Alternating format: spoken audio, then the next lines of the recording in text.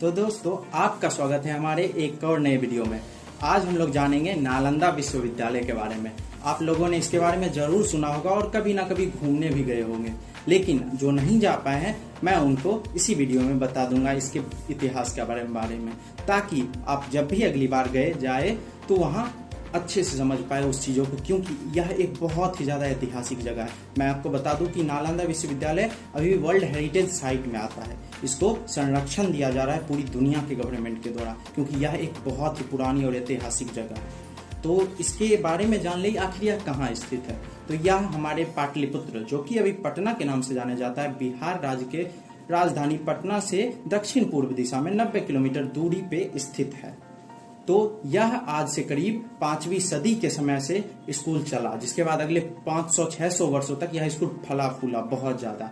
33-34 देशों से यहाँ बच्चे आते थे पढ़ने के लिए, चाइना से, जापान से या फिर नेपाल से, बहुत ऐसी ऐसी जगहों से बुद्धिस्ट मॉन्क, दूसरे बहुत ही बड़े बड़े विद्यार्थी पढ़ने आते थे। कितने ही विद्वानों को नालंदा ने जन्म दिया है। और आपको बता दें कि नालंदा विश्वविद्यालय में 90 लाख से ज्यादा किताबों का संग्रह हुआ करता था। यहाँ पे एक से एक बुद्धिमान शिष्य, एक से एक बुद्धिमान शिक्षक हुआ करते थे। नालंदा को में अगर किसी विद्यार्थी को नामांकन चाहिए होता था उस समय, तो यहाँ एक बहुत ही गजब की प्रक्रिया थी। तो यहाँ द्वारपाल जो दरवाजे पे रहते हैं, जिसे अभी हम लोग गेट कीपर कहा करते हैं, तो नालंदा विश्वविद्यालय के दरवाजे पर जो द्वारपाल बैठे हुआ करते थे वह प्रोफेसर से भी ज्यादा बुद्धिमान हुआ करते थे, क्योंकि अगर आपने उनके प्रश्नों का जवाब दे दिया तो आपको विश्वविद्यालय के अंदर एंट्री मिल जाती थी, आपका एडमिशन हो जाता था। तो नालंदा विश्वविद्यालय पूरे विश्व का सबसे पहला आवासीय विश्वविद्यालय था। सबसे पहले बार यहाँ बच्चों को रखा जाता था और बच्चे पढ़ा करते थे। यह कुल 30 एकड़ में फैला हुआ विश्वविद्यालय है। तो दोस्तों, बात 1200 CE की है, जब नालंदा विश्वविद्यालय के आसपास खिलजी, बख्तियार खिलजी और उसके सैनिक आए थे।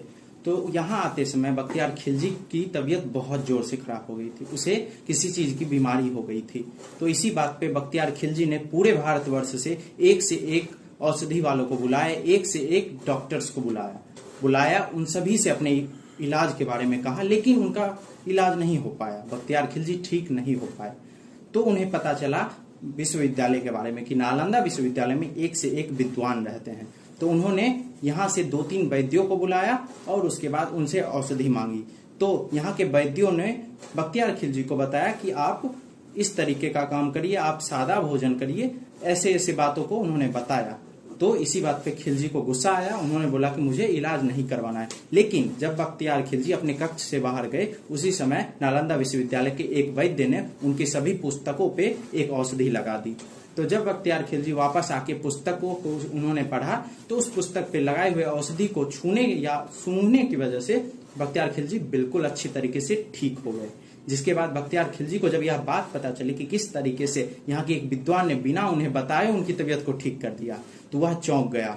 उसने कहा कि एक वैद्य जब मुझे बिना बताए मेरे इस बीमारी को ठीक कर सकता है पूरे भारतवर्ष में, तो वहां पे जो लाखों की संख्या में वैद्य रहते हैं, करोड़ों की संख्या में वैद्य रहते हैं, वो क्या क्या कर सकते हैं। इसी बात से डरने की वजह से उसने अपने सैनिकों के साथ 1200 CE में नालंदा विश्वविद्यालय पर आक्रमण कर दिया। आक्रमण के करने की वजह से उन्होंने वहां पे आग लगा दिया, जिसके बाद 90 लाख से ज्यादा किताब जल के राख हो गई।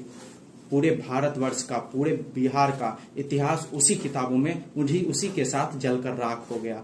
तो देखिए कैसे एक इंसान के गलत नियत, गलत सोच की वजह से कैसे एक पूरा का पूरा इतिहास तबाह हो गया। और आज के दिन वर्ल्ड हेरिटेज साइट की वजह से यहाँ पे दूर दूर से पर्यटक घूमने आते हैं। इसके आपको सामने ही दिख जाएगा एक म्यूजियम, जिसमें यहाँ के बारे में बताया गया है। अभी भी आपको यह जानकर हैरानी होगी कि इस विश्वविद्यालय के अंदर आप अब घूमने जाइएगा तो आपको एक सनस्टोन दिखेगा। सनस्टोन होता क्या है कि जब दिन में उस पर सूरज की रोशनी पड़ती है तो वह रिफ्लेक्ट करता है, या इतना रिफ्लेक्ट करता है कि नालंदा विश्वविद्यालय में दिन में इसी के माध्यम से सब जगह पढ़ाई हुआ करती थी। और यहाँ पे बहुत ज्यादा छात्र रहते थे, सभी एक दूसरे से अच्छे से व्यवहार करते थे, सभी एक दूसरे से ज्ञान की प्राप्ति किया करते थे। तो दोस्तों, अगर आप लोगों को हमारा यह वीडियो पसंद आता है तो हमारे वीडियो को लाइक करें, शेयर करें, सब्सक्राइब करें और कमेंट करना ना भूलें। हम मिलते हैं आपको एक और इसी तरीके से नई कहानी के साथ। तब तक के लिए जय हिंद।